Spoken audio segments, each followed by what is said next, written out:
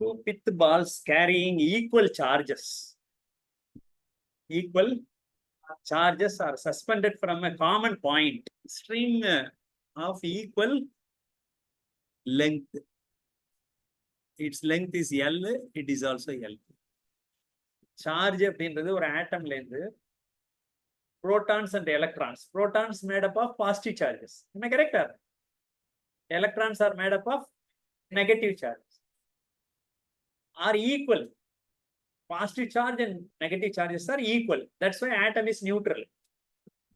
If you, but the number of electrons depends upon the material. Am I correct?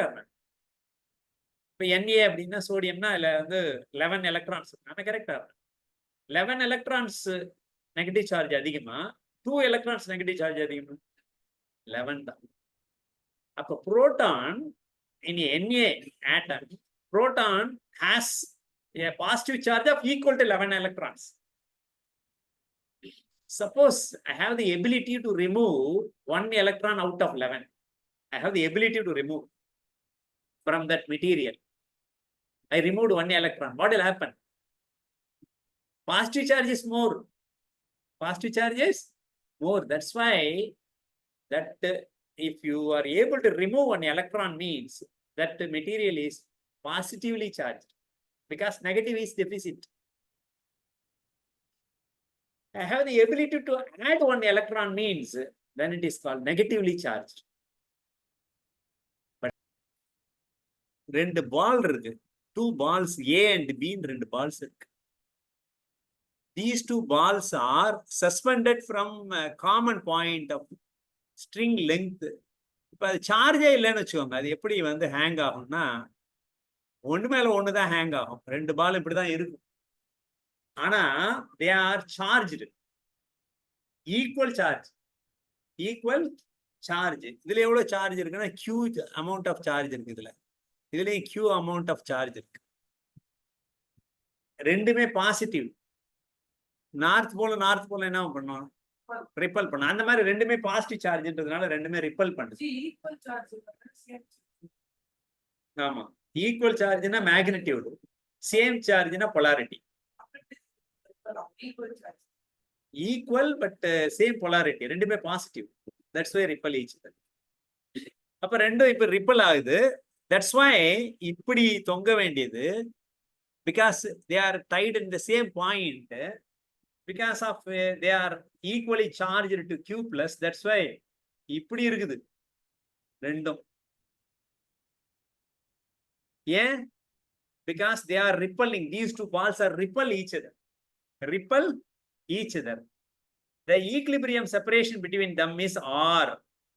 இந்த R distance வந்த உடனே ரெண்டு equilibrium வந்துடுது. அதனால இதுக்கு இடையில இருக்கக்கூடிய டிஸ்டன்ஸ் வந்து QA-க்கும் QB-க்கும் இடையில இருக்கக்கூடிய டிஸ்டன்ஸ் வந்து R. அப்படியே இருக்கு. Now the strings are rigidly clamped at half the height. இப்போ என்ன பண்ணிட்டாங்க, இதோட லெங்த் எவ்வளவு சொன்னா? L சொன்னா. நம்மளா வச்சுட்டோம் L-ன்னு. ஏதாவது கொடுக்கல அப்படின்னா அதெல்லாம் அசியூம் பண்ணிக்கணும். ஆனா ஆன்சர்ல அசியூம் பண்ணது வரக்கூடாது. அது முக்கியமான பாயிண்ட். உங்க அசம்ஷன் ஆன்சர்ல இருக்குன்னா உங்க ஆன்சர் தப்பு. அசம்ஷன் ஆன்சர்ல இருக்குன்னா உங்க ஆன்சர் தப்பு, அவ்வளவுதான். சோ இப்ப இது L-ன்னு வச்சிருக்கிறோம். இப்ப என்ன பண்றாங்க, now the strings are rigidly clamped at half the height. இந்த லெங்த் வந்து குறைச்சிடுறாங்க. L/2 வரலும் இந்த இடத்துல பிடிச்சு கட்டிடுறாங்க. இங்க ஒரு L/2, L/2ல பிடிச்சு என்ன பண்ணிடுறாங்க? கட்டிடுறாங்க. Tight at L/2. அப்ப லெங்த் என்ன ஆயிடுது? L/2ன்னு ஆயிடுது. இப்பயும் L/2ன்னு ஆயிடுது. இப்ப என்ன ஆகும்? இப்போ ஒரு டிஸ்டன்ஸ் வரும், அந்த டிஸ்டன்ஸ் R'. இப்போ அதே சார்ஜ் தான், அதே சார்ஜ் தான். ஆனா டிஸ்டன்ஸ் வந்து என்ன மாறிடுது? இப்ப R' மாறிடுது. என்ன கேக்குறான்னா, the equilibrium separation between the balls now become R' எவ்வளவுன்னு கேக்குறான். R' எவ்வளவுன்னு கேக்குறான், அவ்வளவு. இப்ப இதுல வந்து நீங்க ஃபர்ஸ்ட் இயர்ல படிச்ச சப்ஜெக்ட் யூஸ் ஆகும். ஃபர்ஸ்ட் இயர் வேண்டான்னு சொல்ல முடியாது. நம்ம already I told you that any force can be resolved into 2 components, 2 perpendicular components. பண்ண முடியுமா?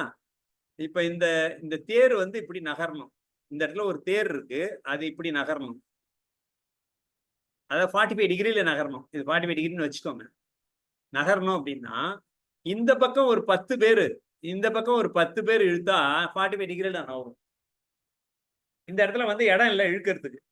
இந்த இடத்துல இழுக்கிறதுக்கு இடம் இல்லை. ஆனா தேரை வந்து 45 டிகிரி நவுத்தணும். என்ன பண்ணலாம்னா இந்த பக்கம் ஒரு 10 பேர், இந்த பக்கம் ஒரு 10 பேர் இழுத்தாங்கன்னா என்ன ஆகும்? 45 டிகிரில நகரும். சப்போஸ் இந்த பக்கம் 15 பேர் ஆகிட்டாங்க அப்படின்னா, இந்த பக்கம் 15 பேர் இழுத்தாங்கன்னா 45 இருக்காது. ஆங்கிள் ஒண்ணு குறைஞ்சிரும். ஆங்கிள் என்ன ஆயிடும்? குறைஞ்சிரும். இந்த 45 டிகிரி இருக்காது, குறைஞ்சிரும். இந்த பக்கம் அதிகமா இழுத்தாங்க, இந்த பக்கம் 15 பேரு, இங்க 10 பேர் அப்படின்னா இந்த ஆங்கிள் இன்க்ரீஸ் ஆயிடும். இதுல முக்கியமான பாயிண்ட் நம்ம ஞாபகம் வச்சுக்க வேண்டியது என்ன அப்படின்னா, எக்ஸ் டைரக்ஷனுடைய force will not move along y direction, will not affect any force along y direction. எப்போதுமே any two forces are 90 டிகிரினா they are independent. ஒண்ணு அஃபெக்டே பண்ணாது. ஒண்ணு என்ன பண்ணாது? அஃபெக்டே பண்ணாது.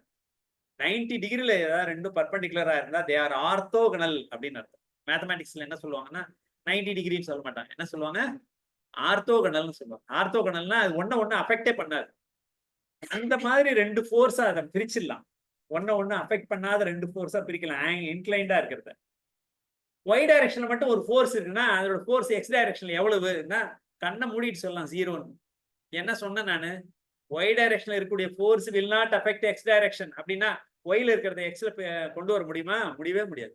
அது மாதிரி எக்ஸ் டைரக்ஷன்ல மட்டும் ஒரு ஃபோர்ஸ் இருக்குன்னா ஒய் டைரக்ஷன் ஃபோர்ஸ் எவ்வளவு? 0. இன்க்ளைண்டா இருக்கிறதுனால இந்த டைரக்ஷன்லயும் ஃபோர்ஸ் வரும், இந்த டைரக்ஷன்லயும் ஃபோர்ஸ் வரும். அப்படி பார்த்தோம்னா இது இன்க்ளைண்டா இருக்கு. எல் வந்து இன்க்ளைண்டா இருக்கு. வெர்டிகலா இருக்கா இன்க்ளைண்டா இருக்கா? எல் இன்க்ளைண்டா இருக்கு.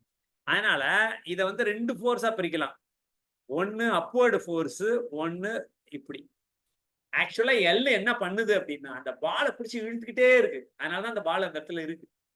அப்ப இந்த பால் இந்த இடத்துல இருக்குன்னா இந்த எல் வந்து ஆல்வேஸ் ஒரு ஃபோர்ஸ் அப்ளை பண்ணிட்டே இருக்கு. அந்த ஃபோர்ஸ் தான் என்னன்னு சொல்லுவோம்? டென்ஷன் சொல்லுவோம். டீன்னு சொல்லுவோம். tension in the string that can be converted into two components. எப்படின்னா இந்த ஆங்கிள் என்ன சொல்லுவோம்னா வெர்டிகல் காம்பனன்ட்டுக்கு இந்த ஆங்கிள் வந்து தீட்டா. இது எவ்வளவு? இது தீட்டா. இப்ப ரெண்டு லைன் பேரல் லைன் இருக்கு. இப்படி ஒரு லைன் குறுக்க போட்டீங்கன்னு வச்சுக்கோங்களேன். இது தீட்டான்னா இதுவும் தீட்டா. இது மேத்தமேட்டிக்ஸ். இது வந்து என்னது? மேத்தமேட்டிக்ஸ். அப்படின்னா இதுவும் பேரலல். அதனால இப்படி ஒரு குறுக்க ஒரு லைன் வருது. இது தீட்டானா இதுவும் தீட்டா. அப்ப இது இந்த எல்ல இருக்கிறது வந்து இந்த எல்ன்ற ஸ்ட்ரிங்ல இருக்கக்கூடிய இது வந்து டி அப்படின்னா இது வந்து டி காஸ் தீட்டா. அதை ரெண்டு காம்பனண்டா பிரிச்சுட்டேன். T cos theta. ஒன்னு டி காஸ் தீட்டானா இன்னொன்னு கண்ணை மூடிட்டு எழுதலாம். That is T sine theta. T sine theta. கீழே எப்போதுமே ஒரு பொருள் இந்த பிளாங்க் வந்து எப்போதுமே கீழே விழணும்னு பார்த்துக்கிட்டே இருக்கும். அது எவ்வளவு ஃபோர்ஸ் கொடுத்துக்கிட்டு இருக்கும்னா அதனாலதான் அந்த கம்பியில வந்து இந்த கம்பியில வந்து ஒரு டென்ஷன் இருக்குன்னு சொன்னேன். அந்த டென்ஷன் ஈக்குவல் டு இதோட வெயிட் எவ்வளவோ அதனுடைய மாஸ் எவ்வளவோ இன்டு கிராவிட்டி தான். அப்ப இந்த பாலோட வெயிட்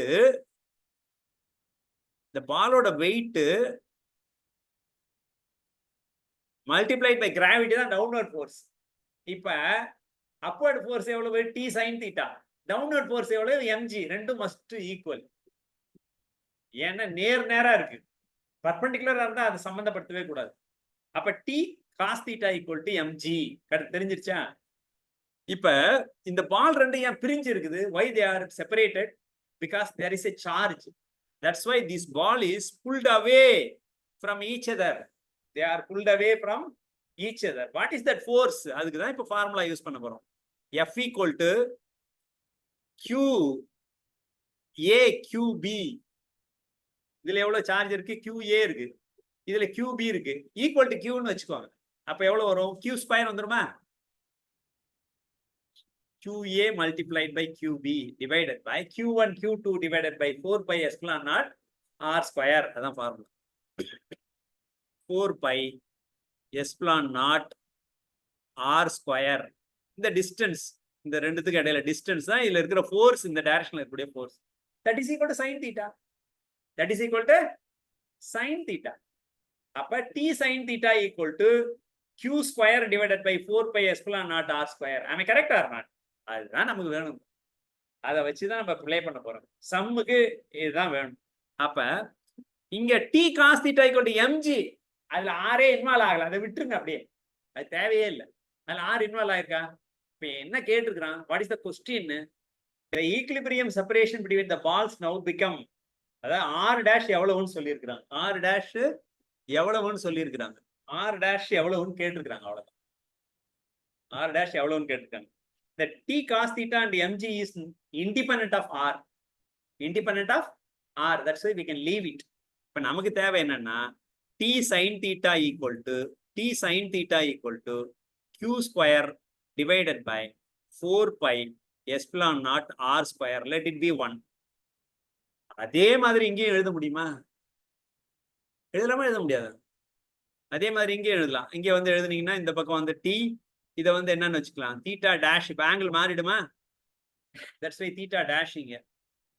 இங்கேயும் அதே தான், q square divided by 4 pi epsilon naught r dash square.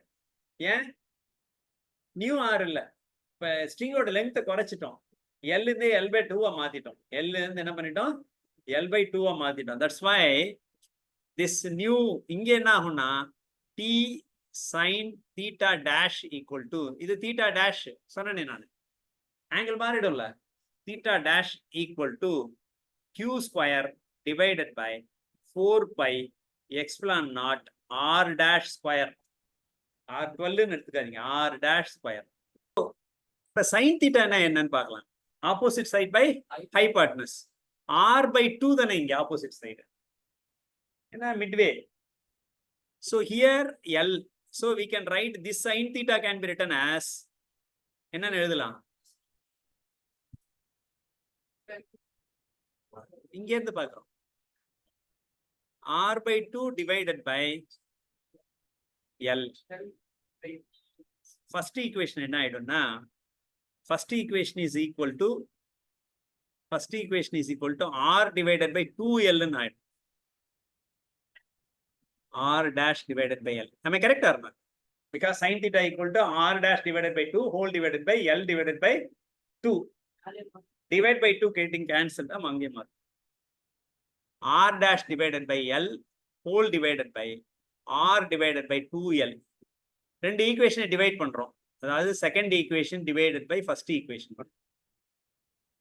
Right சைடும் அதே மாதிரி எழுதலாம். இங்க என்ன வரும், q square divided by 4 pi epsilon naught r dash whole square எழுதலாமா, whole divided by q square divided by 4 pi epsilon naught r square எழுதலாமா. இப்ப என்ன ஆகும், q ஸ்கொயர் கேன்சல் பண்ணிடலாம், q ஸ்கொயரை கேன்சல் பண்ணிடலாம், எப்சிலான் நாட் கேன்சல் பண்ணிடலாம், 4 pi cancel பண்ணிடலாம், நீங்க எல்லும் கேன்சல் பண்ணிடலாம். அப்ப லெஃப்ட் சைடு என்ன வரும்னா r dash divided by r dash denominator of denominator is numerator. Am I correct or not? Divided by r equal to, இங்க என்னதான் இருக்குப்பா, r dash square இருக்கு, அது கீழே வந்துடும், r dash square. இங்க r square denominator of denominator is numerator, therefore r square numerator. So இப்போ என்ன பண்ணலாம், இதுதான் இருக்கு நம்ம கையில் ஃபைனலாக. இப்போ எல்லாத்தையும் ஒரு பக்கம் கொண்டு வரலாம், கொண்டு வந்தால் என்ன வரும், 2r dash whole cube divided by r cube equal to 1, or we can write r dash whole cube divided by r cube equal to 1/2, r dash divided by r equal to 1/, இதுதானே கிடைச்சது நமக்கு. இப்போ r dash divided by r equal to 1/cube root of 2. Therefore r dash equal to 1/cube root of 2 multiplied by r. எங்க இருக்கு answer, D is the answer. திரும்ப ஒரு பார்ப்போம்.